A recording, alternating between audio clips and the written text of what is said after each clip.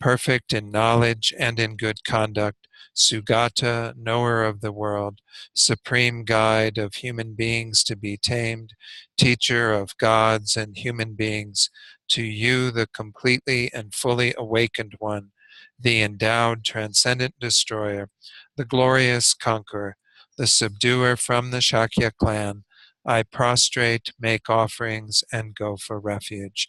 Then turn forward in the prayer books here to page 97 or 98, depending on which version that you have. We're going to do the short mandala offering. We'll do this just the first verse in English and then the offering mantra in Sanskrit. And then after that, we'll do refuge and bodhicitta that follows in English once and then twice in the Tibetan. This ground, anointed with perfume, strewn with flowers, adorned with Mount Meru, 4 continents, the sun and the moon. I imagine this as a Buddha field and offer it. May all living beings enjoy this pure land. Idam Guru Ratna Mandalakam Niryatayami. I go for refuge until I am enlightened to the Buddha, the Dharma, and the Supreme Assembly. By the merits I create through listening to the Dharma, may I become a Buddha in order to benefit all sentient beings. Sangye chodang soki choknam la changchu bardu dakni kyabsu chi daki chunyen gi peso nam gi drola penchir sangye drupar shok. Sangye chodang soki choknam la changchu bardu dakni kyabsu chi Daki Chunyan Gi Peso Nam Gi Jola Penchir Sangye Druparsho. Okay, so let's go ahead and start with a short meditation. So again, in meditation, we'll just spend a few minutes focusing on the breath, allowing our minds to settle somewhat and develop some concentration. And then I'll lead you in a short reflection to set our motivation for being here tonight to engage in this class. So just find a good meditation posture and then work with the breath in whatever technique suits your mind. We'll do this in silence after I ring the chime.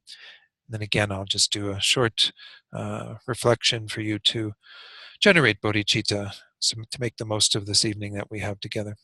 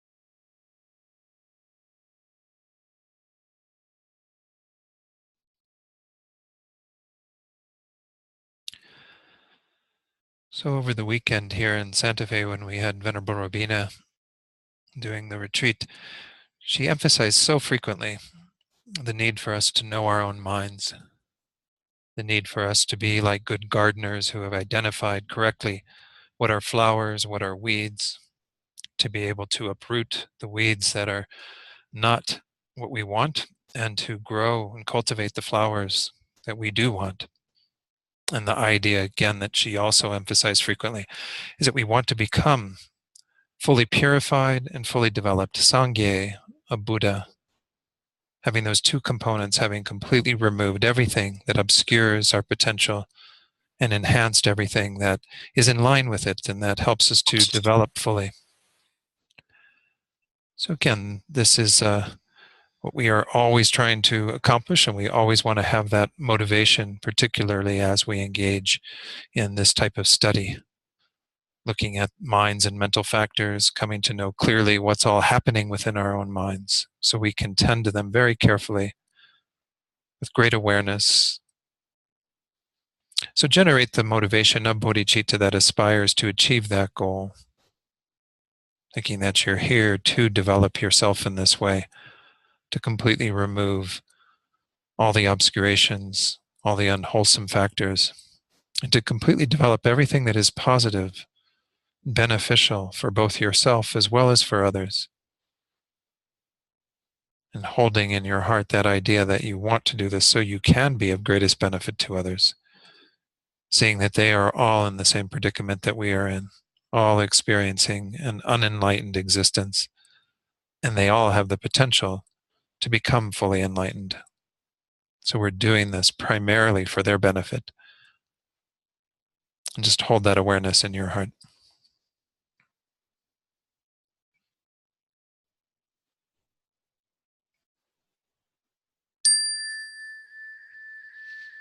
Okay. So we are just at the very beginning of looking at the actual mental factors. The last 3 classes we've spent going through a lot of introductory material, the first 14 pages, 15 pages. So on page 15 of the text is where we left off last time, and we're going to be examining this explanation of the mental factors that starts there. And we introduced the omnipresent mental factors. So I'm going to try to go to the share screen and put the slideshow on. I think I have to get the slideshow started first, though. Let me go ahead. Actually, no, I guess that's not true. This thing is still new to me, so I'm sorry if I'm. Okay, so.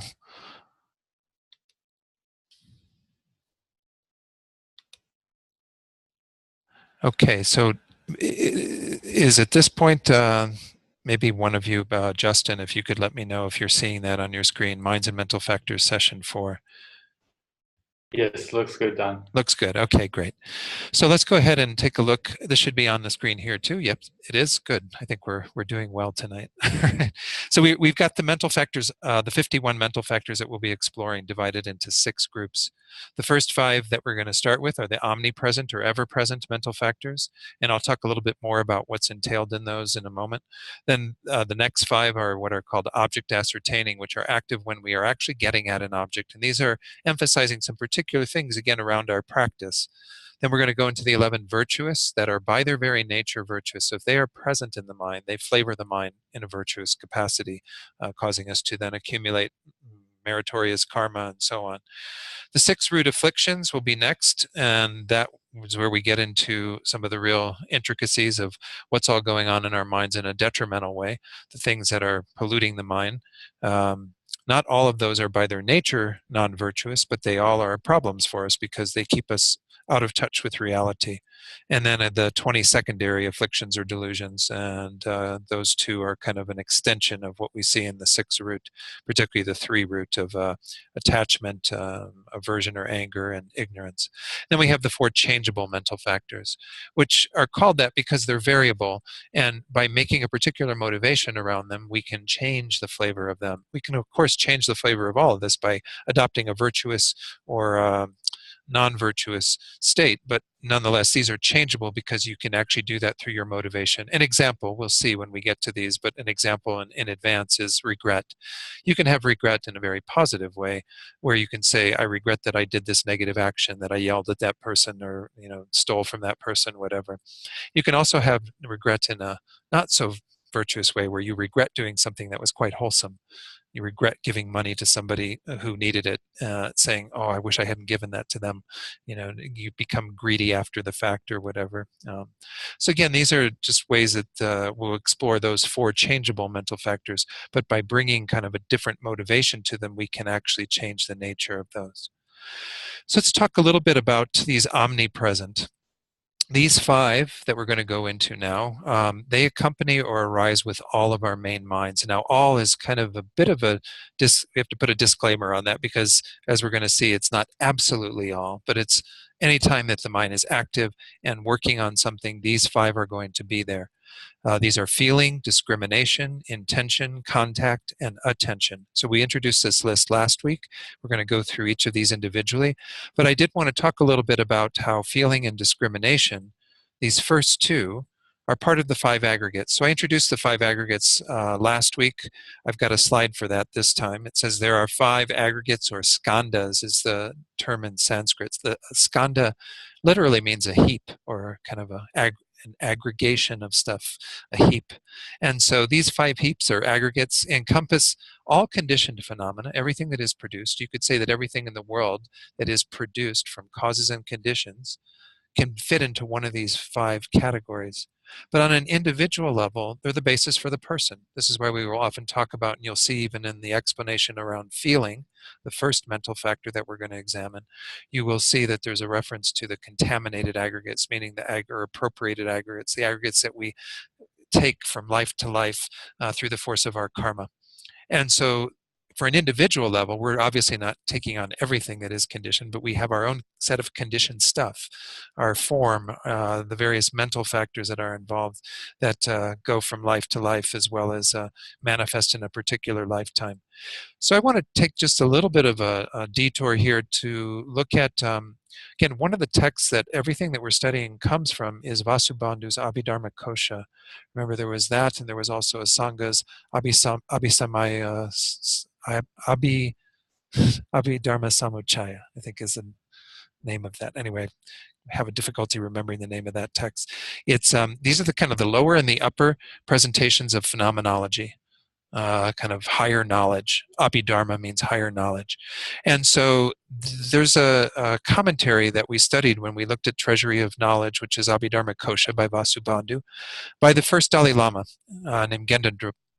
In Gendon Drup's text, it's a commentary clarifying the path to liberation. This is the commentary, a little bit of a passage where he goes into feeling and discrimination and why are these set out? Because if we go back to that previous slide, if we look at this, we see that the very first of these five aggregates is a physical aggregate. It's our form, our body. And then we have everything else in the remaining four falling into the category of what is mental. So let's jump ahead to the fourth and fifth one. The fourth one includes all of the other mental factors, the 49 other mental factors besides feeling and discrimination, as well as all the other stuff that's going on in our minds that is more specific. And then the fifth one is consciousness, which again is like our main minds. We've already discussed this idea of the main mind, that sort of general awareness of objects. And then we have all of the various factors that help us to know things in a much more specific way, in a more functional way. So the question arises, well, why are feeling and discrimination pulled out of that bucket of 51 and made into separate aggregates? Because it is worth taking a look at, because we're going to spend a fair amount of time on these first two aggregates. There's quite a few pages of commentary in the text on them, and it is important to understand the role that they play in our suffering and how we have to be attentive to what's going on with them. So in Gendon Drup's text, it says the question arises also, having included the other mental factors in the compositional factors aggregate, that fourth aggregate, what are the reasons for explaining feelings and discriminations to be aggregates separate from the mental factors? So again, I'm not going to keep some of these slides on the screen for too long. If you need a copy of the slides from tonight, just email me and I will get them to you. The response comes in the way of first the verse from Vasubandhu's text. So in Vasubandhu himself in Abhidharmakosha, in the first chapter, the 21st verse says, because of being the roots of arguments and the causes of psychic existence, and because of the reasons for the sequence, feelings and discriminations are posited as aggregates separate from the mental factors. So he goes into an explanation of that. He says, this is Gendendrup speaking, he says, there are reasons for those two being set out separately. It is because the two, contaminated feelings and discriminations, are the roots of arguments and the main causes of psychic existence, and because of the reasons presented below for the sequence of the five aggregates. So I'm not going to focus so much on that third one. There are, the first two that are delineated here is that one, they're the roots of arguments, and two, they're the main causes of psychic existence. And then he also says three, because of the reasons that are presented below around the sequencing of them. I won't spend as much time on that because it's not as relevant to our discussion here. But the first two, to understand, well, how are these the roots of our arguments? How do arguments in our world come about on the basis of these two? And also, how do they act as the main causes of psychic existence? So Gendendrup continues by quoting Sutra, saying, due to the cause that is attachment to the desirable, kings argue with kings, farmers with farmers, and householders with householders. Due to the cause that is attachment to views, the ordained argue with the ordained. So this is how they're a source of argument, is that due to our attachment to the desirable, meaning the pleasurable feelings that we get, all those things that we go after, we end up arguing with others and getting into conflict with them because we want that for ourselves. We're always trying to satisfy our own desire for a continuation of our pleasurable experiences and to avoid anything that is undesirable. And then, of course, it kind of singles out the ordained here, but the ordained is meant to be symbolic of anyone who's in a more scholastic, like scholars who are debating things and what have you. Those who are training their minds and trying to pick apart views and tenet systems and know exactly what's going on, due to the attachment to their views, the ordained or these scholars argue with each other. So, that's where they get into conflict with each other, is because they hold views that are contrary to what other people are holding. So that's just the sutra quote that delineates the first of these. He says, in the sense of following after and overcoming them, it is also set forth that feelings and discriminations are presented as aggregates separate from the other mental factors. So he goes on to kind of delineate the ways in which this is occurring. If we follow after those and we want to overcome, the causes of our suffering and so on, we have to see that feelings and discriminations are playing a major role in this. So he goes back to, again, in this explanation, now we're going to look at the three that I set out in a few screens ago that Gendendrup had there. First, because they're the root of arguments. And he says here, because they are taught to be the root of arguments of kings with kings for the sake of water, fields, pasture lands, women, houses, and wealth, and of the ordained with the ordained for the sake of establishing their own tenets and refuting others' tenets, since, due to excessive adherence to the desirable and to views, so the desirable on the part of lay people, householders, and the views on the part of ordained and scholars, the two parties, the laity and the ordained, respectively desire to experience the taste of feelings and hold to the signs of their own good tenets and others' bad tenets out of mistaken discrimination. So he's pointing these two out as, in this first idea, is that they cause us to have a lot of argument and conflict in the world, that our attachment to getting good feelings and all of that plays a key role, and the attachment that people who do philosophical inquiry have to their views, their tenets, and so on, causes them difficulty through that discrimination. Okay, so secondly, because they are the main causes of psychic existence, since those who have attachment and so forth to the feelings of happiness and so forth accumulate actions, and that too is due to mistaken discrimination. So this is the idea, is that when we have those patterns of, as laity, householders, being attached to those pleasurable feelings and getting into arguments with others, well, then inevitably we're going to create negative karma along the way. Inevitably that's going to propel us into future states of existence. It's going to compound our suffering and so on. And then those who are attached to views, who are the ordained or the scholars, are also going to accumulate negative actions by virtue of that attachment to their views. due to the mistaken discrimination. So again, this is the idea that these two factors are playing a key role. And as we see when we're going to examine them next, when we go into them in more detail, well, what's happening is we can say they even act in tandem, because once we have a pleasurable feeling arising, something that we enjoy or something that we feel um, that positive response to, we immediately discriminate it as something that we want to continue to experience. We discriminate it as something that is much better than the opposite, the unpleasant feeling. And so on the basis of that, these two kind of do act in tandem, and we end up getting things complicated by virtue of those. But obviously they don't, in and of themselves, there's nothing sort of wrong with them. We're always going to have feeling. We're always going to have discrimination. So we just need to learn better ways of working with those two factors. And that's something we'll be going into as we just explore them as well.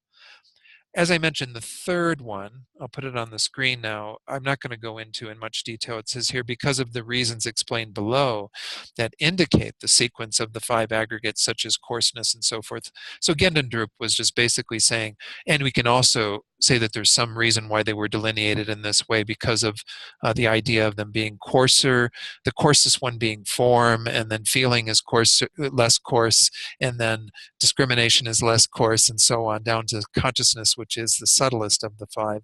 But that's not quite as relevant, again, for what we're going to be doing here. I mostly wanted to emphasize something I said earlier, and this actually is in the homework. It's not till homework number 3, for some reason, it was put there after discrimination.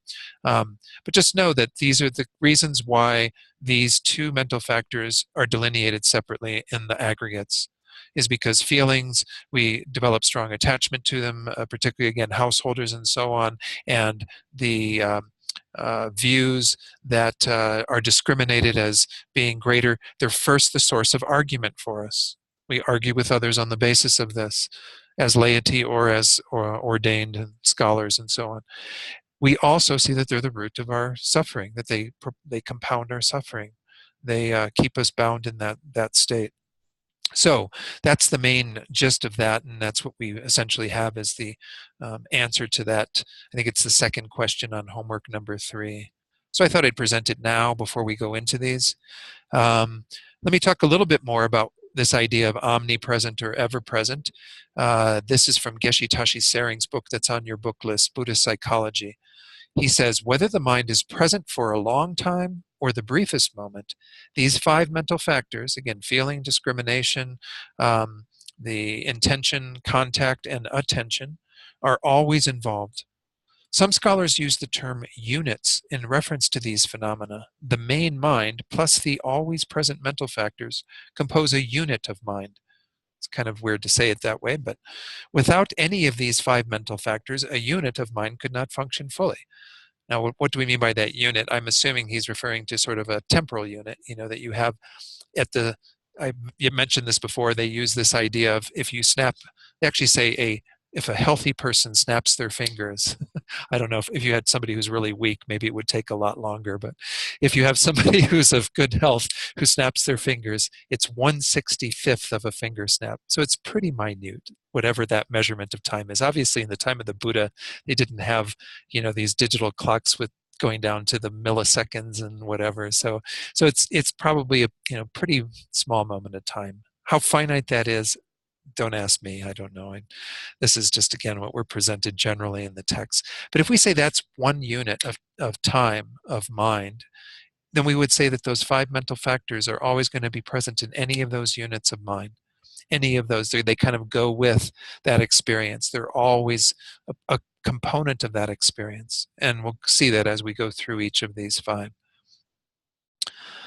Then I've got a little bit here more on omnipresent mental factors from Purbachuk. Purbachuk, again, was the composer of the text, the writer of the text that's used in part 1 of Mind and Cognition. I've cited him a few times previously. And so I just want to talk a little bit about what he says there. He says the first 5, and by the way, this also happens to be on page 25, this little presentation. They do it for some reason. Geshe Gyaltsen, the author of our text, puts that at the very end of the omnipresent mental factors. Maybe we'll even go through that after I go through the slides on Purbachuk. But on page 25 of your text, there's a very similar presentation around this.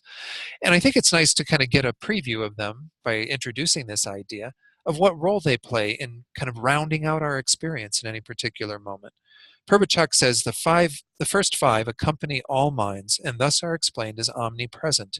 This is so because whenever any one among these five is not complete, enjoyment, or I think in our text it uses the word utilization, the utilization or the kind of being engaged fully in the object is not complete. We can't have the complete utilization of the object, the complete enjoyment or participation in the object.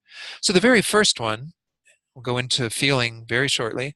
Without feeling, the experience of pleasure, pain, and so forth does not arise. So if you didn't have feeling present, then you would never have any sort of registration of what I like to call a feeling tone or a sensation. Again, we'll go into more detail on this, but we essentially say there are three feeling tones. There's pleasant, painful, or unpleasant, and neutral.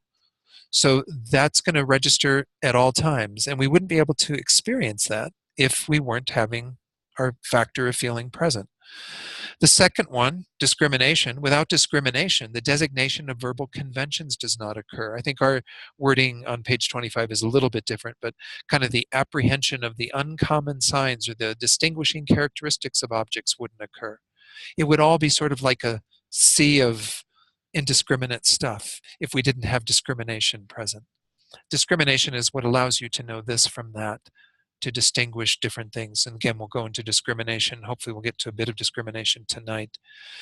Without intention you heard a lot about over the weekend with Venerable Rabina, right? Intention is a very important mental factor. It's involved in the creation of karma.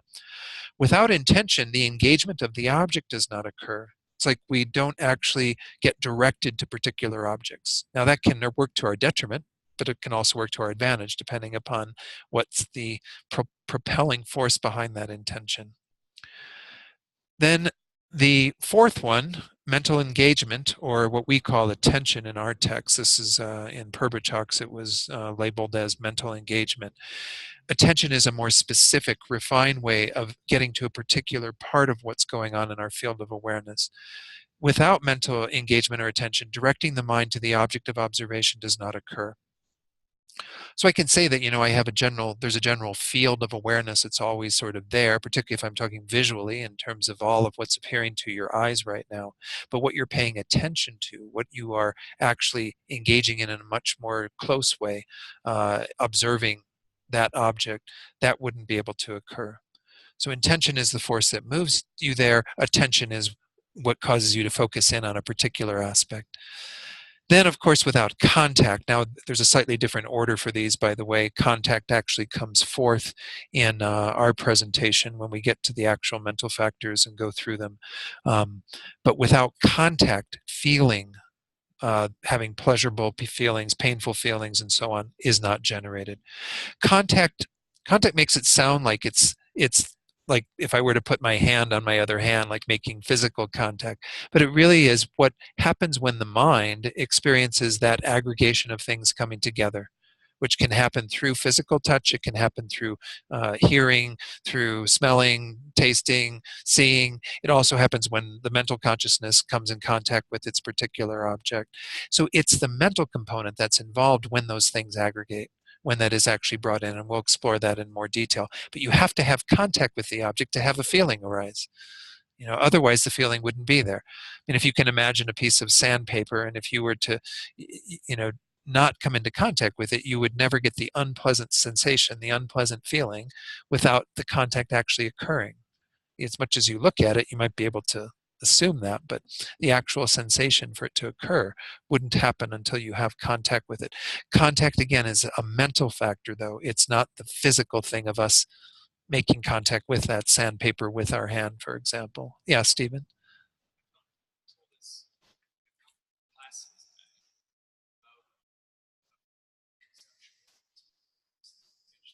Right. Uh,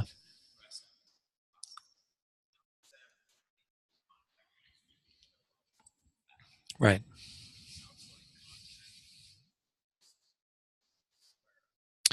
Yeah, Stephen's question, for those who are online, has to do with that moment of minute moment of mental direct perception that I mentioned a few classes ago that occurs. So say example, we do, for the example of the sandpaper, we do have that moment where my tactile sense sphere or sense power comes into contact with the sandpaper, and it registers the mental factor of contact on the basis of that occurring, the aggregation of consciousness having been there, my sense power being there, and the object that I'm feeling being there, those kind of coming together. So what happens is that I would think, I mean, I'm just hypothesizing here because I haven't really heard specific teachings in regard to this, but I would think that that moment of mental direct perception happens after you've had the tactile sensation at some point. I mean, you might have the tactile sensation for a while before it bridges over into your mental consciousness, because it really depends upon what you're going to do with that information, that data that you're bringing in through your tactile consciousness, your body consciousness. When you're experiencing the sandpaper, if all of a sudden, like say you're in a store and you're trying to find the right sandpaper for the job that you want to do, well then obviously you might be like feeling the sandpaper to see how gritty it is, to know whether or not it's the sandpaper you want to buy to go home and sand the wood that you're working with. So you would essentially be taking that almost immediately after you feel it.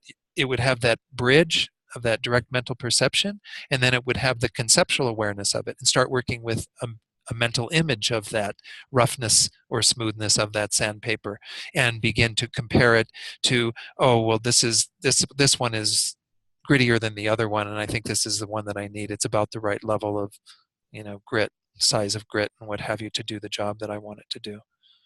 You see what I mean? That's the best way I can explain it, because it's not going to occur simultaneous with it, because it's still at the level of tactile sensation. So the very first little unit of time would be the tactile sensation of your hand, your finger on that sandpaper. A moment after that, or some subsequent moment after that, is when you could have that bridge occurring into the mental consciousness, if the mind were going to start thinking about it and so on. And then you would have the whole process that follows, where you're working with a generic image, a mental image of that object, rather than the direct knowledge of that object in your conceptual mind. Okay, does that answer that? Now, we are going to run into this kind of thing. It is interesting. I'll pose this question after we've gone through the 5 omnipresent factors, because it does seem like contact, as it says here, has to occur prior to feeling. And so the feeling that we would experience has to have that mental, like again in the example of the sandpaper, the body consciousness with the body sense power touching, the roughness of the sandpaper, and then a feeling is going to arise on the basis of that contact. It doesn't seem like they can be simultaneous. And so we are going to run into some issues around that, but I don't know that I have a solution for those issues, but it's worth maybe taking a look at and kind of developing some understanding about what's going on there.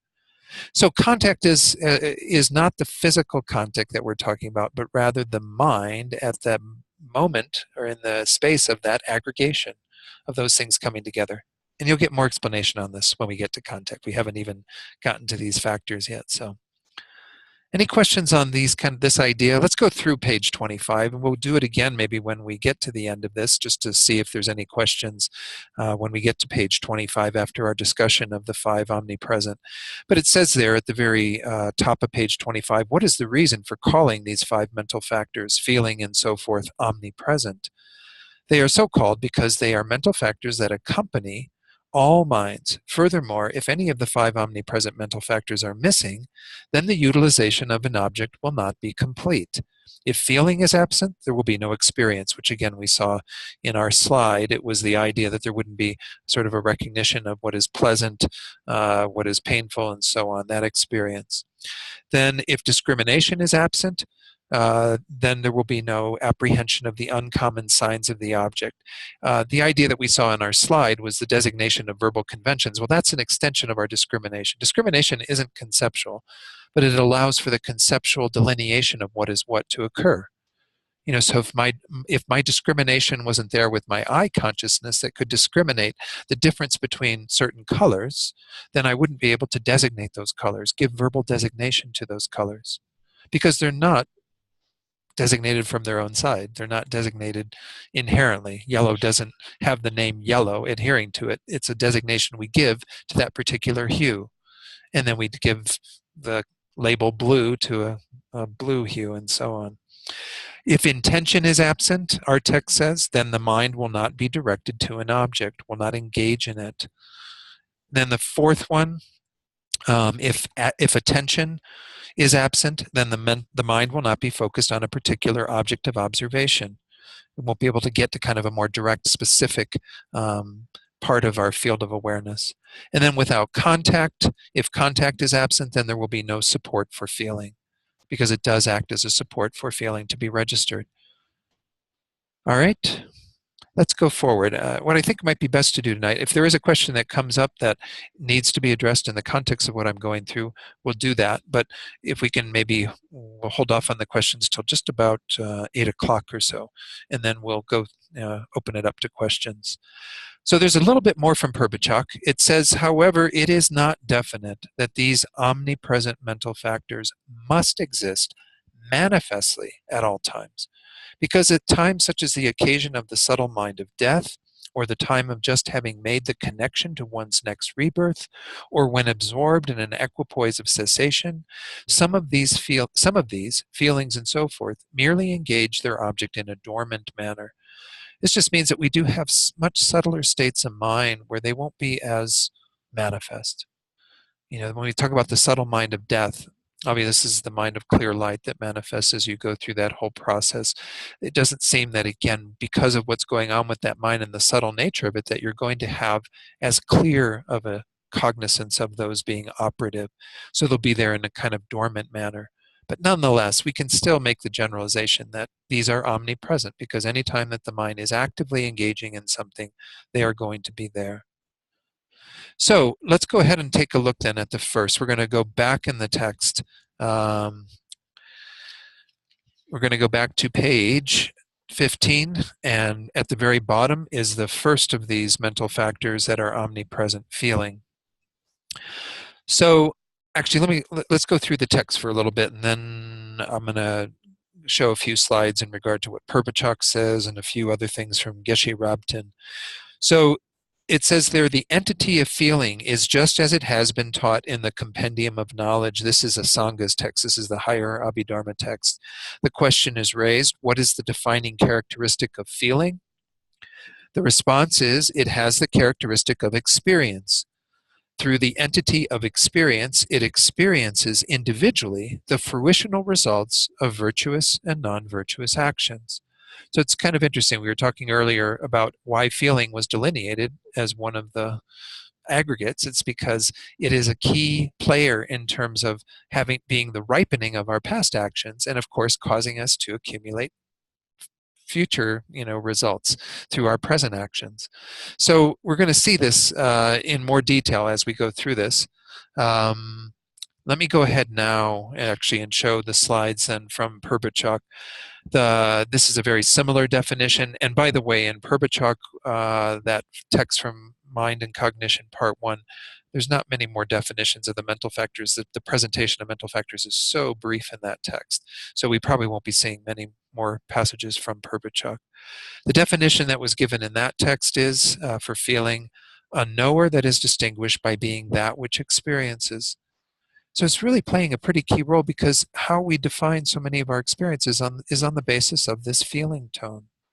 If you ask somebody, are you having a good day or having a bad day, it's usually the response is in relation to an accumulation of all those various feelings, and particularly the ones that are most recent. And so if somebody is speaking from that place of having had a lot of unpleasant feelings, they might say that things are going quite bad, that their day was really awful or whatever. And it's a measure of what we are experiencing. It's really giving flavor to our experience, if you will.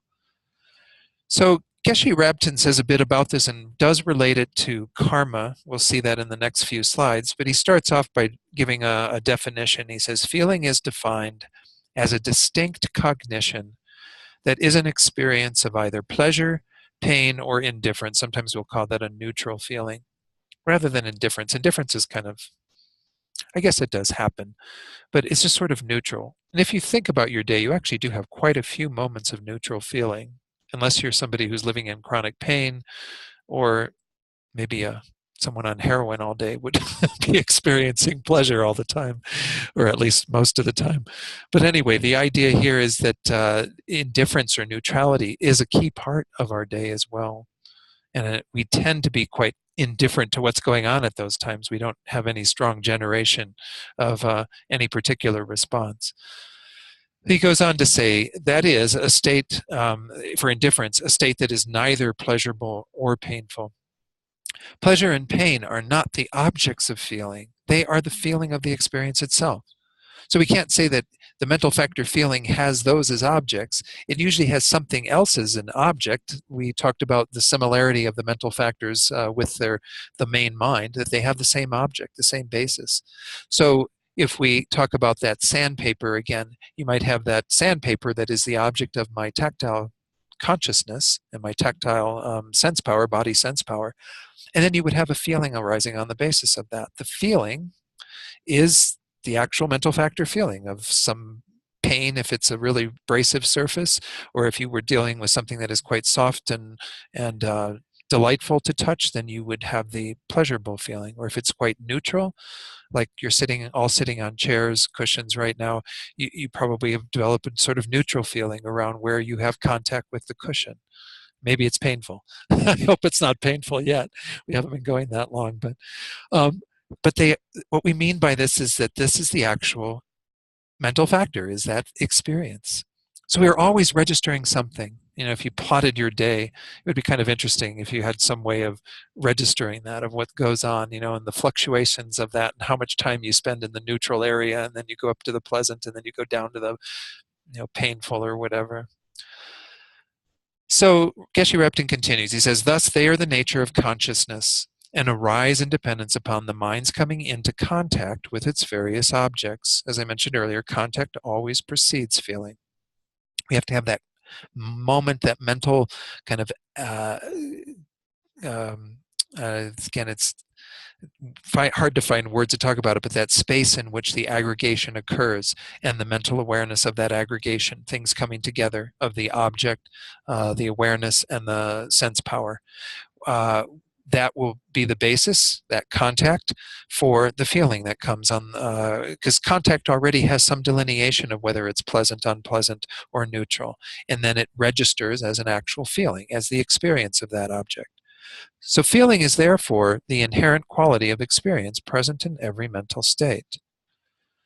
Geshe Repton continues, he says, the general function of feeling, and this is what we saw in our definition on page 15 of our text, the general function of feeling is to fully experience the ripening effects of our previous actions.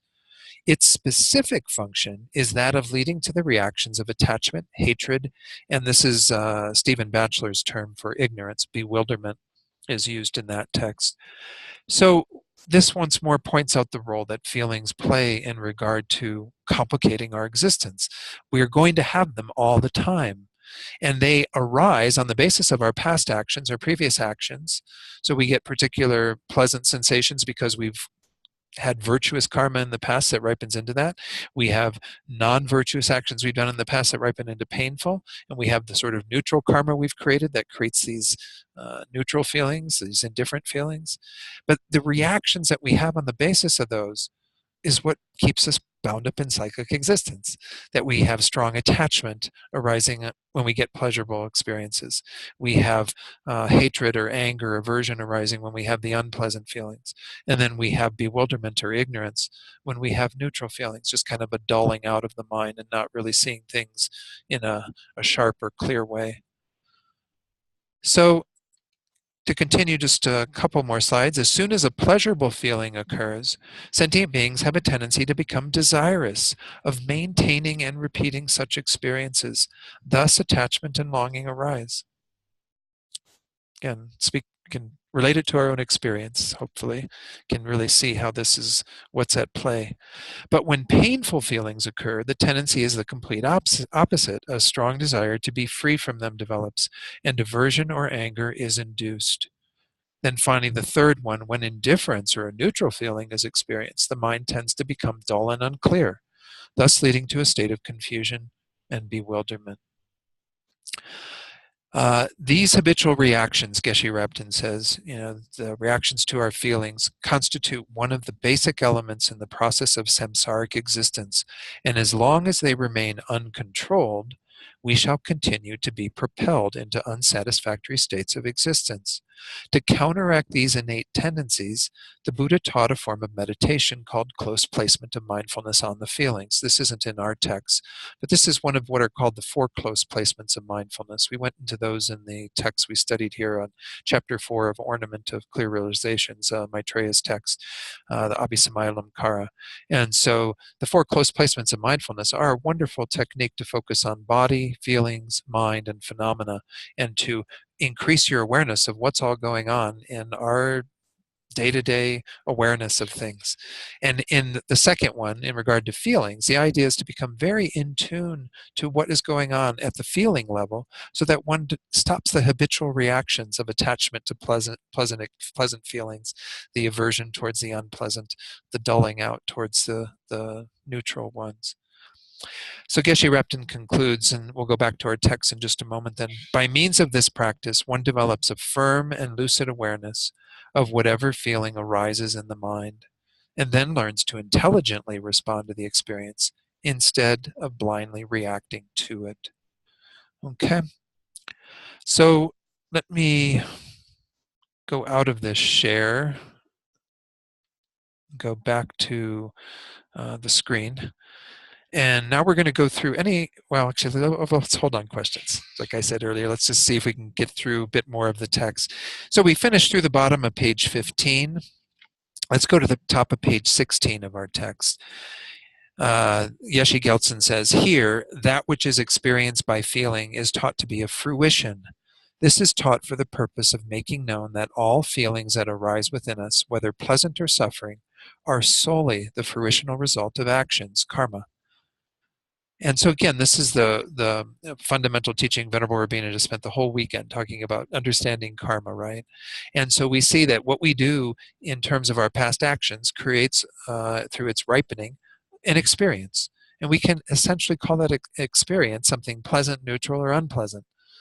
And that is, in essence, what it is. Obviously, there are other factors involved. For example, the karma that we create that produces an environmental result, well, that means the world around us. But that world around us is either going to be something we find very pleasing and delightful, or something that is very abrasive and annoying and difficult, and so on.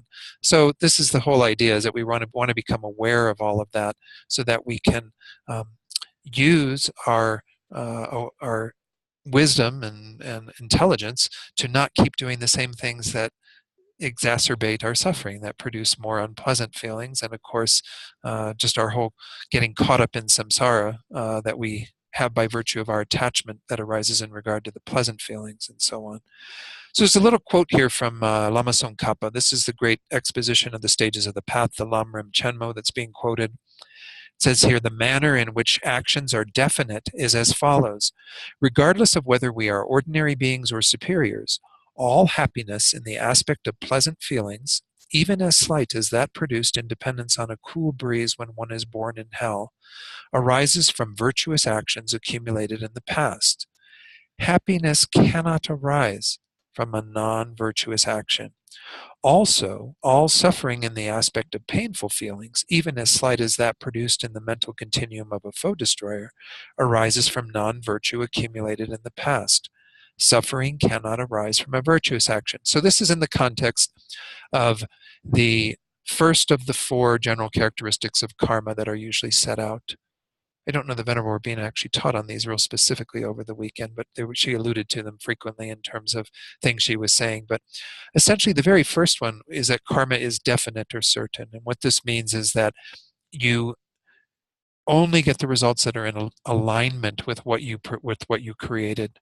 So if an action is unskillful, unwholesome, it will always bring forth a suffering result.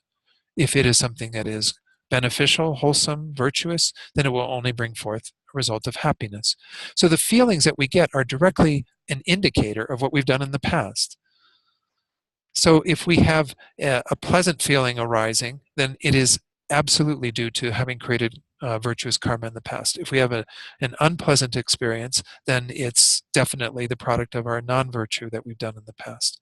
There's no crisscrossing of this. There's no confusion in terms of how karma works.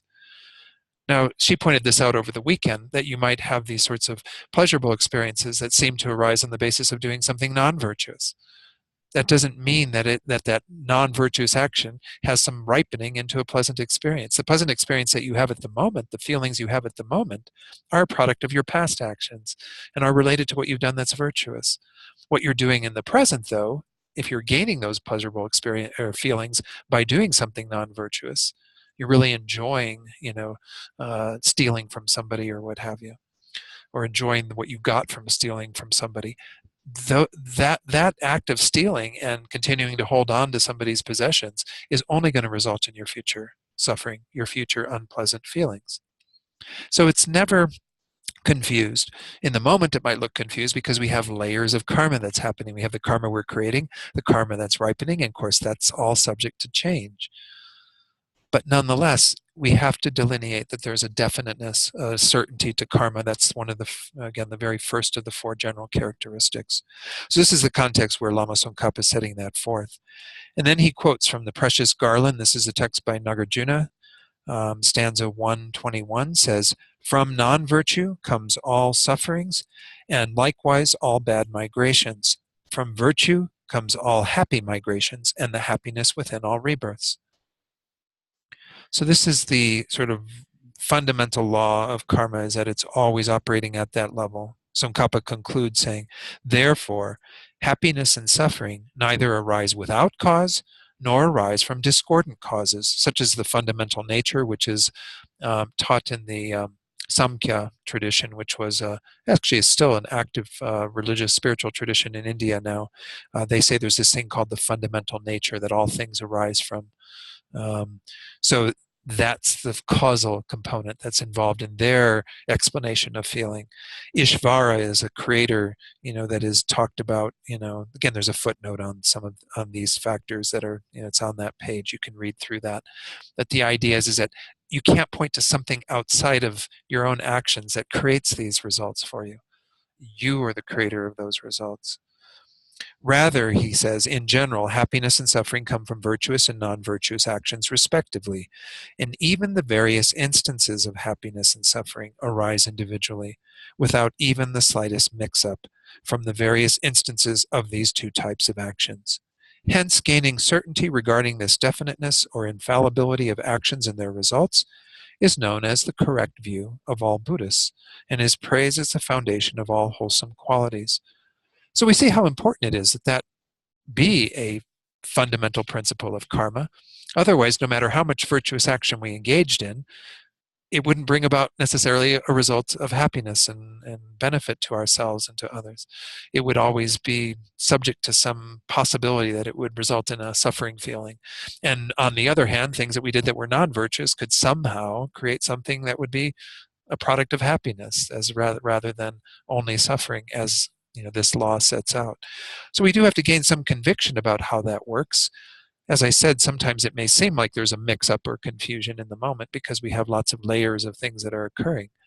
But we always have to have that conviction that what I'm experiencing now is, if it's pleasant, it is the ripening of good actions I did in the past. If it is unpleasant, it is the ripening of bad actions I did in the past. If it's neutral, it's a result of neutral actions I did in the past.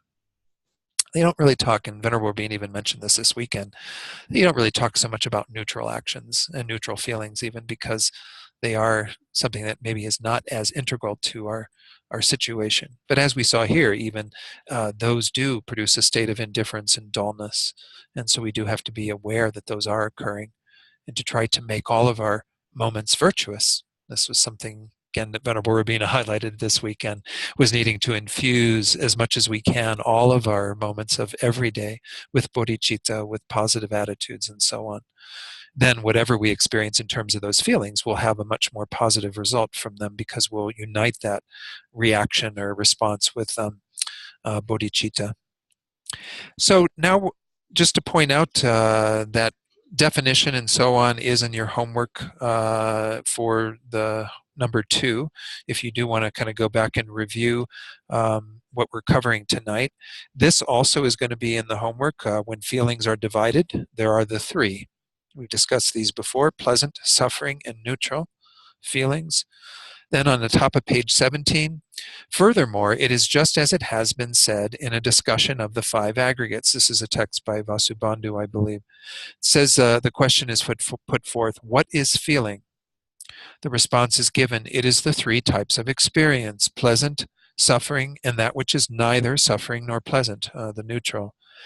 Then these descriptions are given. I wouldn't call these definitions necessarily, but these are descriptions that give us a flavor for what happens after these feelings occur and why we get caught up then in attachment to the pleasant and aversion towards the unpleasant and so on.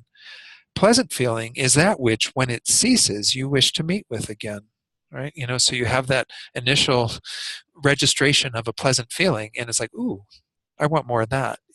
I want that again, and you don't want to be separated from it. You kind of want the continuation of that experience. This is what attachment essentially is doing, is it's focusing in on that. And of course, as was highlighted by Venerable Rabina this weekend, it exaggerates the pleasantness that we find there. There is a registration of a pleasant feeling. That's a ripening of our karma. But then our conceptual mind takes that and runs with it and like overlays all this other stuff on top of it. Again, so it starts off, though, with the idea that once we get that pleasant feeling, we want to recreate it. We want to continue to have that. We want to meet with it again. Suffering, on the other hand, is that which, when it arises, you wish to be separated from. You want that out of your field of experience. And of course, it can lead to the affliction of aversion, anger, hatred, all of that, because the degree to which we start overlaying again all the unpleasantness to that feeling and onto the object that is the source of that feeling, we start having those responses. That way of dealing with it, so that we get angry in the face of that. We might even, say negative things on the basis of that. The neutral, the third little bullet point there, that which is neither pleasant nor suffering, is that which, when it arises, neither of the two wishes occurs.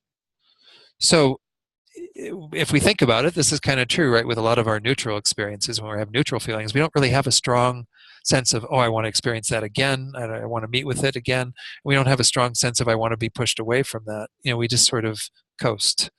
And then something happens and registers, and then we go into one of these two zones of it being pleasant or unpleasant, and then our wish to have it occur again, or for it to be out of the picture, outside of our field of experience. Then another division that's given here is when these three types of feeling are differentiated in terms of the supports of either body or mind, which are the essential components. Again, when we looked at the five aggregates earlier, we said the first is our body, form. All the other are our mind. This is one simple way of dividing the basis for a person. You have that mental component, mind, which is non-material, and then you have form, or body, which is material. So if we divide it in that way, there are 6 types. There are 3 bodily feelings and 3 mental feelings. Because you do have feelings that are present with any bodily experience, not just, again, our body consciousness or body sense power. We're going to discuss that in a moment. But anything registering through any of the portals of the body, through the eyes, the ears, the nose, the tongue, and then, of course, the general sensation of contact, tactile sensation that we have in the body. So we can say there are 3 for bodily: bodily pleasant, bodily suffering or unpleasant, and bodily neutral. And then we have the 3 for mental: mentally pleasant, mentally suffering, mentally neutral. So just to delineate these, if you were, again, thinking about, or let's say you're actually having the sensation of eating a dessert that you really enjoy, then you've got the taste consciousness through the taste sense sphere, sense power, knowing that delicious taste of that dessert that's registering a pleasant feeling. So that would be at the level of bodily, because you're simply experiencing it through your taste consciousness. Now, when you think about that, or even once you've had your taste of it and you start having concepts around it, that's when you would have a mental feeling of pleasure, the mental pleasant feeling, because then you're kind of thinking about it. You're no longer in the sphere of the bodily experience of that object, but you're in the mental experience of that object. So if you think about a dessert you had recently and the pleasant experience you had, or you can think about someone that you that brings you warm feelings, and you would have a pleasant feeling on the basis of that, and so on. So we do see that there is this division of these that could be made in terms of the support, whether it's being manifested through bodily experience or through mental experience alone. Now, somebody brings up the question, what is the difference between bodily and mental feelings? And I kind of explain this, but it says here, feelings that arise in the retinue of the five sense consciousnesses are called bodily, and feelings that arise in the nature of the mental consciousness are called mental feelings. So the qualm then gets raised because we use the term bodily in reference to the body, but body consciousness is only one of the five sense consciousnesses, right? So someone raises a qualm here. Well then, what is the reason for calling the feeling that arises in the retinue of an eye consciousness, for example, a bodily feeling, even though the eye and the body are not the same, right? I mean, when we talk about body consciousness, we're not talking about eye consciousness. They have separate objects. The body consciousness is what helps us to know things through tactile sensation, whereas eye consciousness knows shape and form, shape and color, visual form. So shape and color are what is registering to that. They're not registering to body consciousness. So why are we including eye consciousness in bodily, feelings and so on? So the response is given. The treatise, this is from the Treatise of the 400 Stanzas by Aryadeva.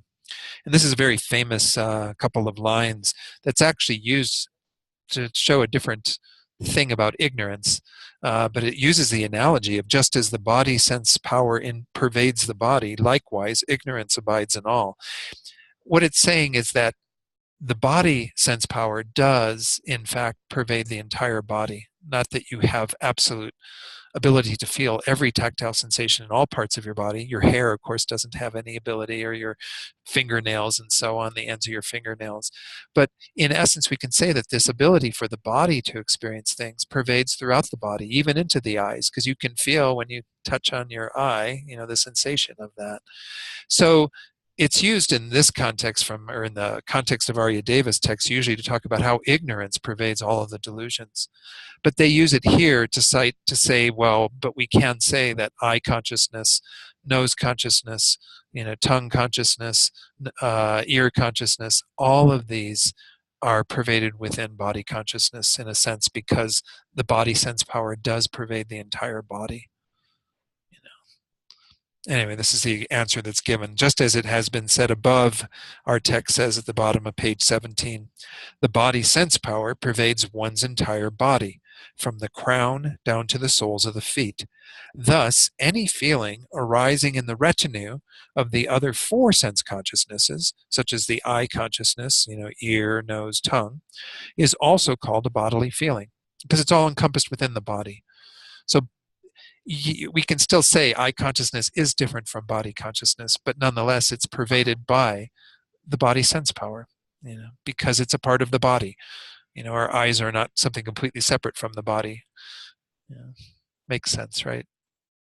This is kind of an over explanation in my estimation, of not really necessarily needed, but okay. Also, when these six feelings are differentiated into the two, the materialistic and the non-materialistic feelings are of 12 types. So those six of bodily, pleasant, unpleasant, neutral, mental, unpleasant, pleasant, neutral, get divided into those that are materialistic and those that are non-materialistic. So the question arises, and we're going to see an answer to that. What do materialistic and non-materialistic mean? The response is given. Feelings that are concomitant with the craving for the contaminated appropriated aggregates are called materialistic feelings. Feelings that are concomitant with the exalted wisdom directly realizing selflessness are called non-materialistic feelings. So this is just in terms of, it's kind of a weird word. We don't use the word materialistic that often, but something that compounds our experience in samsara, that is together with this craving for being embodied in the contaminated aggregates. Contaminated is often the phrase that's used with the aggregates when it refers to those aggregates, your individual 5 aggregates that are created through the force of your karma. That is together with ignorance, that is contaminated in that way. As long as you have contaminated ignorance, or contaminated karma that's created through ignorance, you're going to have contaminated aggregates. You're going to keep appropriating new aggregates. You're going to keep having that process propel it from life to life. So in that way, it's sort of materialistic. It's continuing to further this embodiment that we are going through from life to life. Because even at the subtlest level of the formless realm, you still have, as I mentioned previously, a very slight subtle wind that is there together with that experience. Feelings that are concomitant with the exalted wisdom directly realizing selflessness, this is, of course, the goal of all of our Buddhist path, is to create that wisdom that knows selflessness or emptiness in this direct, non-conceptual way. So again, this is going to come up a number of times throughout our discussion of these mental factors, but it's just saying that we can say that there are feelings that would be to get rising together with a contaminated mind. That's the 6 that are all in that category of materialistic. And then there are 6 that are going to rise in the continuum with a mind that is realizing emptiness and has begun that process of removing the contamination, and has even, hopefully at some point directly, removed all of that contamination. We did have a reference earlier, by the way, to this idea that even some suffering that would arise in the mind of a foe destroyer, you might wonder, well, this foe destroyer or arhat who has completely removed all of the afflictions, they've removed their ignorance, they've developed that state of nirvana, well, why would they be experiencing any unpleasant feelings? They do say that there's sort of residual stuff that still would occur in that lifetime. So if you as a practitioner were inclined towards the Hinayana path and achieve foe destroyer in this life, you still nonetheless, with an embodiment, a physical embodiment that was created through the force of past negative actions, experience some level of suffering, unpleasant feelings.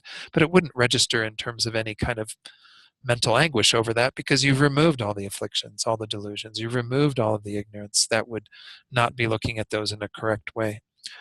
So anyway, this is giving us, with this categorization of materialistic and non-materialistic, an idea that we've got 2 different paths that we can take in terms of continuing to do what we're doing to be together with the contamination of ignorance, or we can generate the exalted wisdom directly realizing selflessness, and by virtue of that, transform what we're experiencing, in a sense. We still will have unpleasant feelings arising until we're completely free of all of that. Again, it's posited differently for those on the Hinayana versus the Mahayana, but okay, so now the qualm is raised. Well then, if one were to explain the above-mentioned non-materialistic suffering feeling, how can a suffering feeling be present in those who possess the exalted wisdom directly realizing selflessness? So this is where what I just said gets reiterated. There are many such cases. For example, the scripture on discipline, the Vinayagama, says that even foe destroyers who have abandoned the conception of self experience suffering feelings such as headaches due to the fruition of past actions.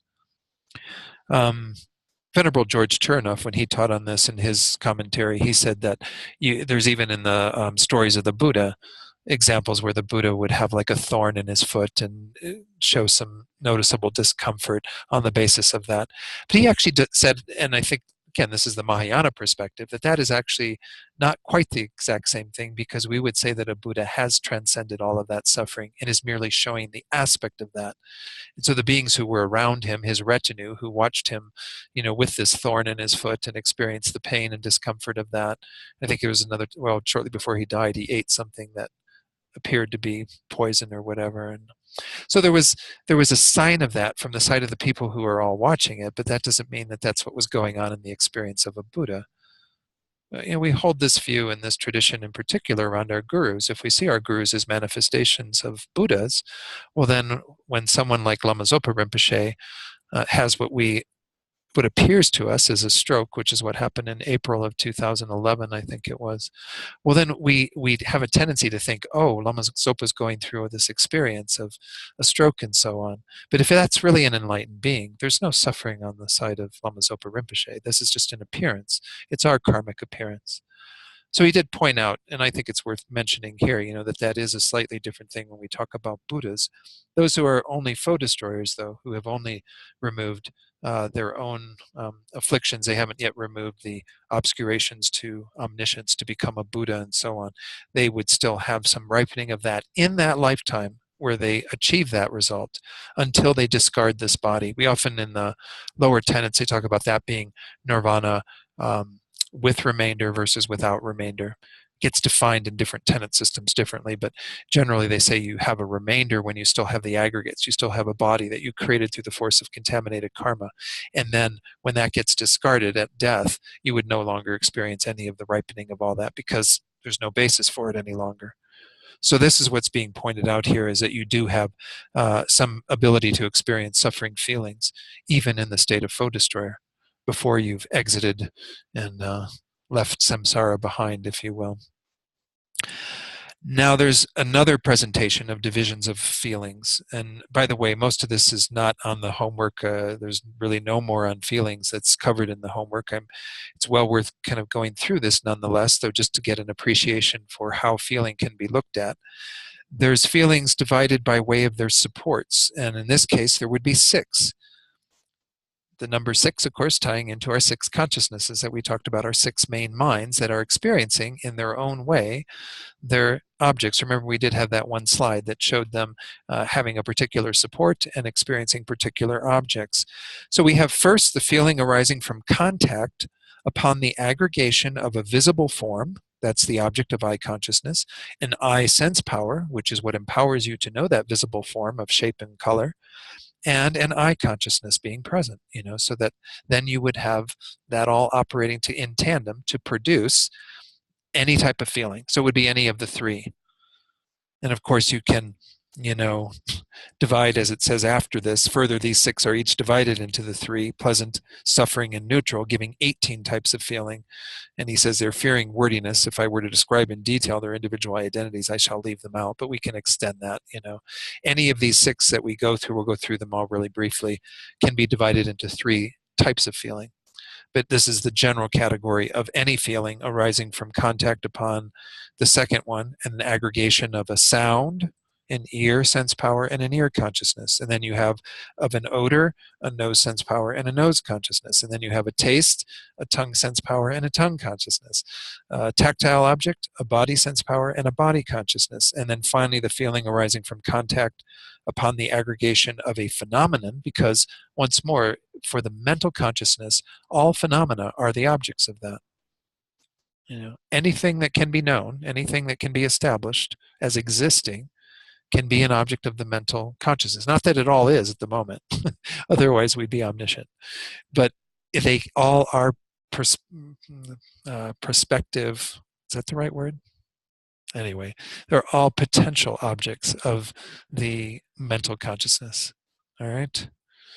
And then, of course, a mental sense power. What's a mental sense power again? Anybody here? What's the mental sense power? The other 5 are all like embedded within the prior moment of a consciousness. Good. So you have to have an immediate sort of moment of consciousness that empowers the mental consciousness to know. All right. So the mental consciousness, of course, itself has to be present at that time as well, not only the previous moment. And then those 3 coming together or aggregating are what are the basis for contact. So as was pointed out in this one, this is delineating what I mentioned earlier, that you always have contact immediately preceding feeling. And when we get to contact, which is the 4th of these that we're going to examine, these omnipresent mental factors, we'll relate it back to feeling and how it works in tandem with that. Okay, so then I went through the next paragraph already. Moreover, at the bottom of page 18, when feelings are divided by way of object of abandonment and antidote, there are 2. Object of abandonment is a general term that we use to talk about everything that we want to get rid of in our minds. Usually we talk about there being 2 main objects of abandonment. There are the afflictive obscurations and the knowledge obscurations, the obscurations to liberation and the obscurations to omniscience. And I talked about those just earlier tonight. Essentially, for the bodhisattva who wants to practice the path to Buddhahood, they have to remove both obscurations. We even sometimes see in prayers, the 2 obscurations. This is in Medicine Buddha Puja we just did here last week, right? Having removed the 2 obscurations or the 2 accumulations, all these kinds of things. Anyway, you've got lots of references to these various places. So the 2 obscurations are the objects of abandonment that we want to get rid of. If you want to achieve your own liberation, then you only have to remove the objects of abandonment that are the obscurations or obstructions to liberation. Those are the afflictions in the Prasangika presentation, those are the afflictions, ignorance, anger, and so on, all of their seeds. And of course, all the karma that is built upon them would be also abandoned by virtue of that. So if we talk about it, it says here divided by way of object of abandonment and the antidote to that. Of course, the antidote to that is what? What's the antidote to remove our objects of abandonment? Whether it be those to liberation or those to omniscience. We saw it earlier on this page. The wisdom directly realizing selflessness, the wisdom that is, of course, now that we can remove them in a more temporal way. This is what we're going to see in the explanation of this by developing these various levels of concentration that do suppress them in a way. It's not maybe the best word to use, but they do cause them to not be manifest. And so this is one way we can do this even in this life without realizing emptiness directly. But to actually remove them completely, then we do have to, completely get rid of those objects of abandonment through a much more forceful antidote. So these are delineated at the bottom of page 18 as the feelings that support adherence, meaning a kind of an attachment, to continuing to be caught up in samsara, and those that support deliverance, being free of that. So in this particular way that they're described, the feelings that support adherence are feelings that are concomitant with the craving for the attributes of the desire realm. So again, this explanation that we're going to go through has primarily to do with this idea of developing the 4 concentrations. And any of those 4 concentrations, of course, can be the support for our wisdom directly realizing emptiness. But in and of themselves, what they do, and I, again, won't go into a full explanation of these, but they allow you to separate from a coarser level of attachment by seeing the peace that happens when we do that. So over the weekend, and many of you already know this as well, Venerable Urbina was talking about the 9 levels that help you to reach calm abiding. You finally get to this place that we call calm abiding. Calm abiding is taught extensively in the Lamrim texts. Lama Tsongkhapa goes into a lot of detail in the Lamrim Chenmo on achieving this. It already has a much subtler state of mind, and you already to some degree have suppressed some of the delusions of the desire realm by doing that, but you don't really have a full suppression of them until you go on to generate the first of the 4 concentrations. And there's a whole process by which you do that. And it involves an investigation into the coarseness and the unpleasantness of being attached to the desire realm, and the pleasantness, the desirability of being in the first of the 4 concentrations. The 4 concentrations are part of the form realm. They create the karma to be reborn in the form realm, but essentially they are a much subtler state of concentration. I think I mentioned them earlier, I think it was in this class, around clairvoyance. Did that come up here? I can't remember. It came up recently in one of my classes, but these 4 concentrations can act as a support for developing clairvoyance. But when you develop the first concentration, what you do is you look down upon the desire realm in a sense, and you say, oh, that's really kind of gross and coarse, and I want to separate from that attachment to the objects of the desire realm, everything that we're engaged in. And you look at how peaceful and pleasant it is in the first concentration, and you go through a whole gradation of steps that eventually get you to achieving the first concentration. But the first concentration isn't completely free of its own desire. You have desire that's attachment to the level of the first concentration and what you experience there. So when you go on to develop the second concentration, you begin this process of looking down on the first concentration and saying, that's not really that desirable. It's pretty coarse. I want the subtle peace that occurs in the second concentration. And you achieve the second concentration through a bunch of graded stages. Eventually you then achieve that and realize you want to go on to develop the third concentration. And these, again, are all techniques that were taught in India, that were taught to the Buddha by as Prince Siddhartha when he was engaging in all of his development of his meditative practice when he left the palace and so on. These techniques were taught in the Hindu tradition. You go on then to the third concentration by looking at the coarseness of the second, the peacefulness of the third, and then you do go on to the fourth concentration by looking at the coarseness of the third and the peacefulness of the fourth. That gets you through the first 4 concentrations. There are actually, on top of that, 4 formless absorptions where you're looking at the coarseness of the form realm in general, and you're looking at the idea of infinite space as being much more peaceful. And then you look at infinite consciousness as being more peaceful than infinite space. And then you look at nothingness as being more peaceful than infinite consciousness. And you go up to the peak of psychic existence, what's called without discrimination, but not without discrimination. Meaning it's not without some subtle discrimination, but it's a very, very peaceful mind here. This is the peak of psychic existence. This is as high as you go. You have your first 4 concentrations and your 4 formless absorptions. And many people, they say, in these other traditions, mistake that for moksha, for liberation, because you get to this extremely subtle place where, as it was said in the title of it, there isn't even much discrimination of anything going on. And you abide in those states and you think, I've gotten there. But there's a very subtle attachment that occurs there even that you can't separate from by going to another level, because that's it. That's the peak of psychic existence. That's the subtlest you can go with what's called a mundane mind. So in order to go beyond that, you obviously need the wisdom realizing emptiness to remove all of the attachment that is built upon these 9 realms, in a sense: the desire realm, the 4 form, and the 4 formless. They often talk about these 9 levels of attachment that you can have. Attachment to the desire realm is the coarsest. Attachment to the peak of psychic existence is the subtlest.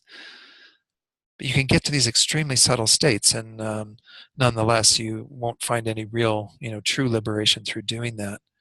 Nonetheless, in this context, they are feelings that support deliverance, as we see at the top of page 19. We just looked at, again, this was a prelude to looking at this second one there. Feelings that support deliverance are, for example, feelings that are concomitant with the mental consciousness that, having turned away from the attachment to the attributes of the desire realm, is included within the actual first concentration.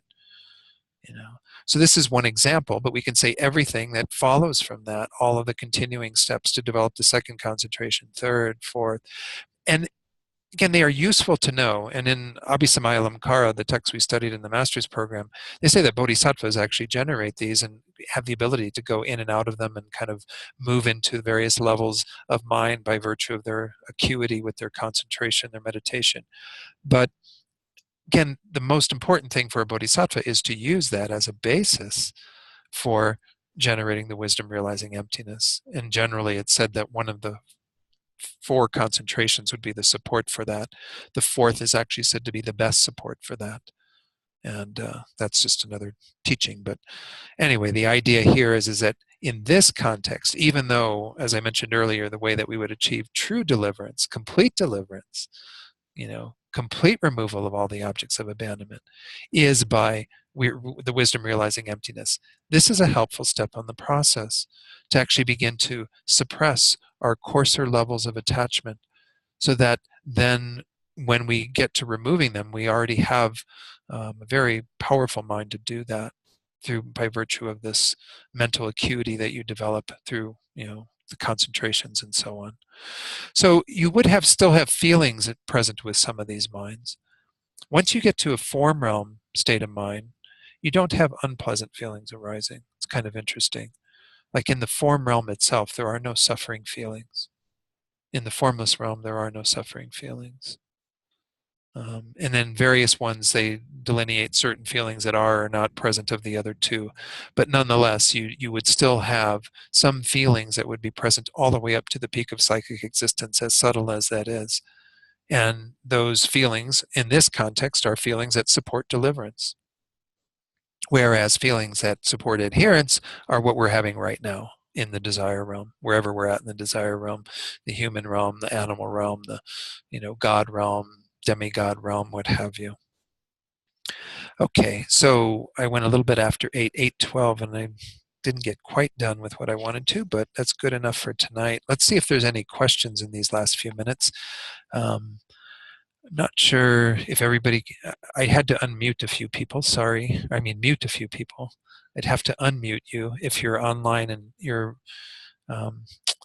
if you find that you can't get through on the microphone by turning your mic on, then maybe send me a message. I got a question from Christina on the screen here. What is the supposed pleasure criminals derive from their harmful actions, like sexual assault, torture, theft, etc.? Seems like it's a form of deformed happiness. So we would say that, yes, you can have pleasant feelings that can arise in the midst of an unwholesome action, because our minds are very capable of being twisted in that way. But it's really strange to say, and I know that it's hard to register this completely, but any pleasant feeling that we're having, even the pleasant feeling that someone is having on the basis of another person's suffering, is the ripening of their past virtuous action. But by virtue of them being happy in engaging in a non-virtuous action, they're probably increasing the strength of the karma of that non-virtuous action. They would actually experience much more suffering in the future by taking greater delight in it, by actually furthering those feelings of pleasure. But we obviously know from interviews that have been done with, serial killers and so on, that many of these people do take great pleasure, they say, that how they describe it, in harming other beings and doing these things to other beings. So in that way, I mean, it is you use the phrase, Christina, of deformed happiness. It's not a wholesome state of happiness, certainly, because it's delighting in another person's misfortune. But I would say again that if you are having based on this idea of the certainty of karma and the definiteness of the results being in line with the seed that was created, you would have to say that any pleasant feeling arising in the mind of anybody, no matter what is going on in their external situation, is the ripening of a past virtue. Whereas, the future experience they're going to have from that will definitely be in the form of an unpleasant experience, an unpleasant feeling, because they're gaining it through an unwholesome action, through doing something that harms another being. So I don't know if that answered the question quite, but any other questions from online or from here in Santa Fe?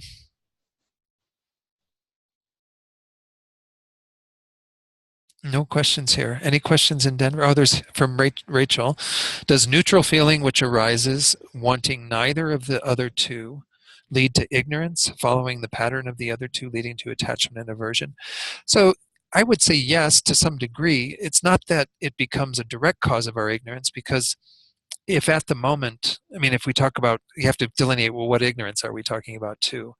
If we talk about the ignorance that adheres to things as inherently existent, well then what we would say is that unless you are creating that thought at that moment, then you probably wouldn't be creating the seeds for that to continue. But because you're not addressing it, because you're simply getting the mind dull and not really reacting to anything, you're just creating more conditions for it to continue to be there. So I don't know if it's directly acting necessarily in the moment to give rise to a future moment of ignorance, but it's certainly acting as a condition to keep that ignorance present in our minds, because we're not doing anything relevant in the moment to counteract it. It's kind of interesting. They say, Lama Tsongkhapa says that we can have three different ways that we can conceive of an object. We can conceive of it in the way of adhering to a wrong view of it, thinking it inherently exists. We can have a view thinking it doesn't inherently exist, which is what we get through our study and our practice, so that we counteract it by antidoting that thought. But we can also have some that are not qualified, meaning that I'm not doing anything that's strongly adhering to inherent existence, but I'm also not doing anything to counteract it. And those are a bit of what can happen, I think, in those neutral moments, is that we're not doing a lot to increase our ignorance, because we're not clinging to things really tightly as being inherently existent, but we're also not doing anything to counteract them, because we're not applying wisdom at that time, unless we make a concerted effort to do that. And that's some idea of that. I hope that helps, Rachel. Another one from Rachel: does wisdom, realizing emptiness, antidote both obscurations? Yes, it's the main antidote to both of our obscurations. So in the traditional teachings where grounds and paths are set out, you have the 5 paths of a bodhisattva. We're going to just talk about the bodhisattva. You can talk about these for the hearers and the solitary realizers and the Hinayana path. But on the first 2 paths, the path of merit or accumulation, and then the path of preparation, you're preparing for your direct insight into emptiness. That happens on the 3rd path, the path of seeing. That initial direct realization of emptiness begins to remove the obscurations to liberation, the afflictive obscurations. It starts with what are there in a intellectually acquired way, those that we have acquired through false tenets and so on. It hasn't begun to touch the innate. When you develop your first wisdom realizing emptiness subsequent to that, that will begin the process of removing the innate afflictive obscurations. And that process continues through the 7th ground. When you achieve the 8th ground, there are 10 grounds in total. The first ground is on the path of seeing, and the 10 grounds continue through the path of meditation. On the path of meditation, when you get to the 8th ground, you have completely removed all of the afflictive obscurations, both those that we acquire through our study and false tenets and what have you, and then you also have those that we have innately. And all of that is removed by the time you reach the 8th ground as a bodhisattva. And by the way, this is a bodhisattva who hasn't come from the Hinayana path, hasn't completed that. This is a bodhisattva from the beginning, entering the Mahayana. So then on the last 3 grounds of the path of meditation, that 4th path, you remove all of the obscurations to omniscience, the knowledge obscurations. And those are removed also through the wisdom directly realizing emptiness. And you eventually remove those and achieve the path of no more learning, which is the state of Buddhahood.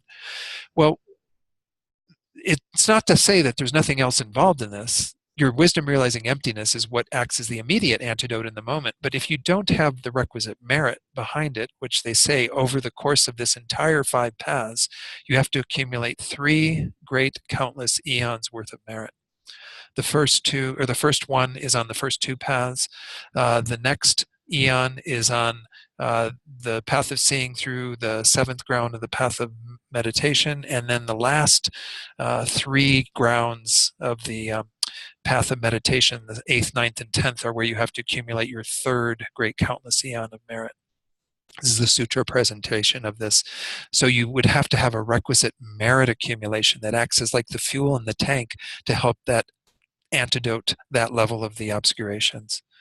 So it's not to say that it's completely independently able to do that, but that is the main mechanism by which those are removed.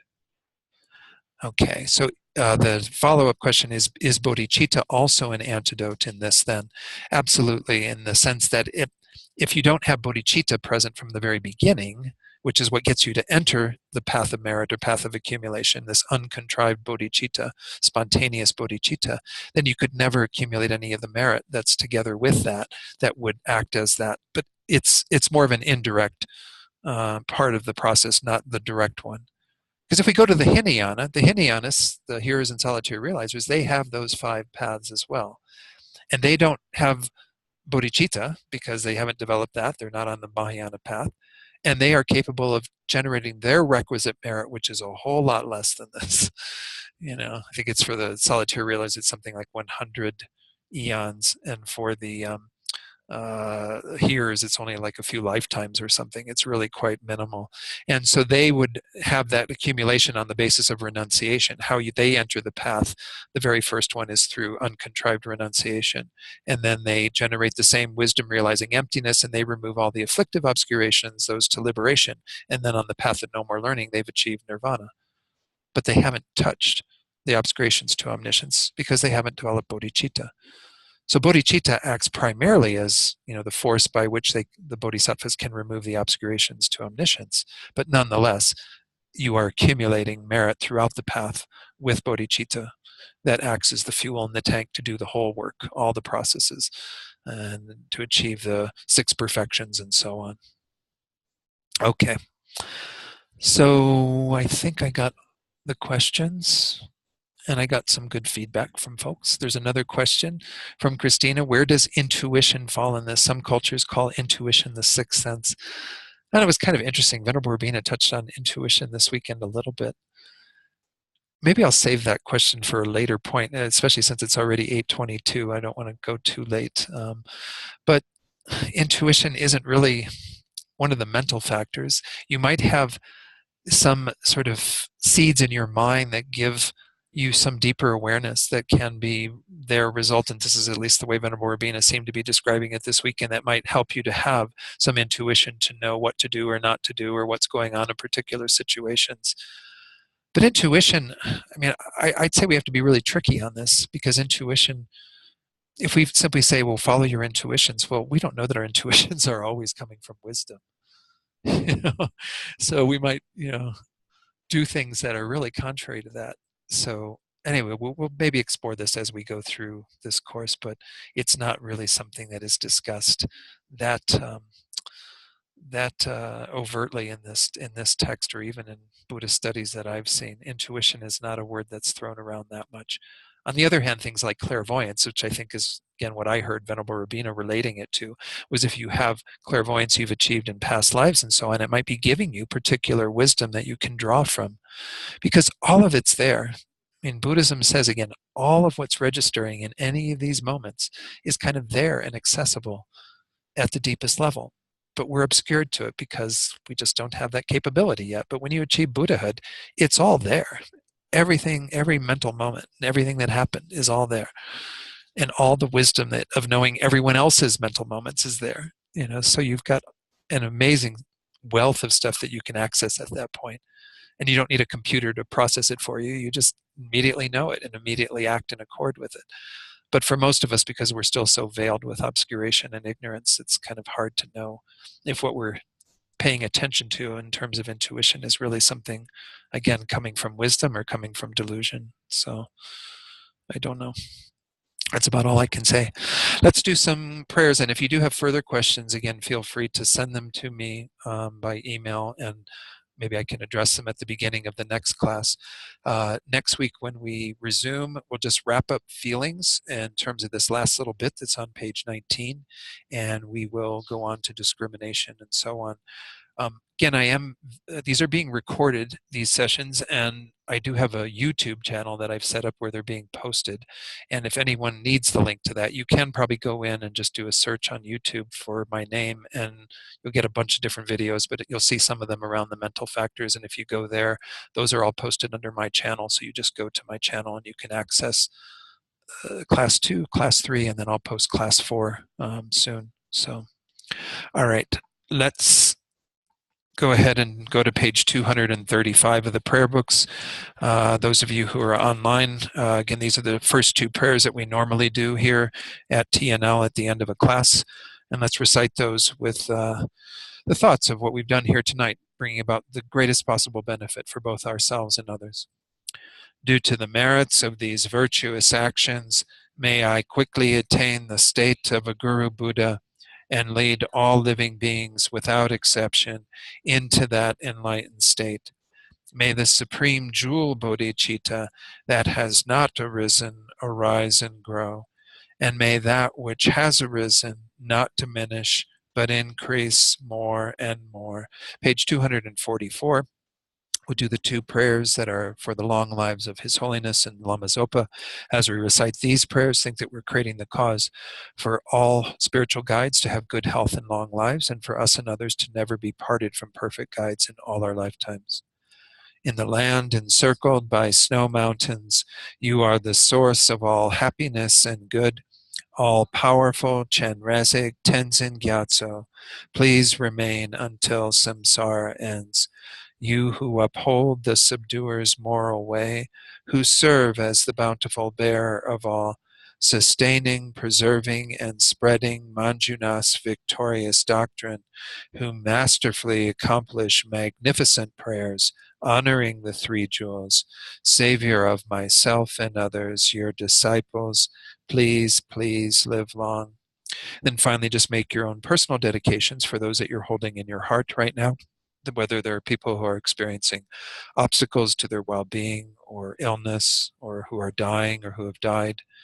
Just create strong intentions that they will all benefit by virtue of what we've done here tonight. Their suffering will be removed, and they'll find the causes of perfect happiness. And then also dedicate for all sentient beings to have complete freedom from suffering and to achieve great, perfect happiness. Okay, thank you all very much. Thank you everyone who's online. And again, this should be posted within the next day or 2. Okay, bye-bye.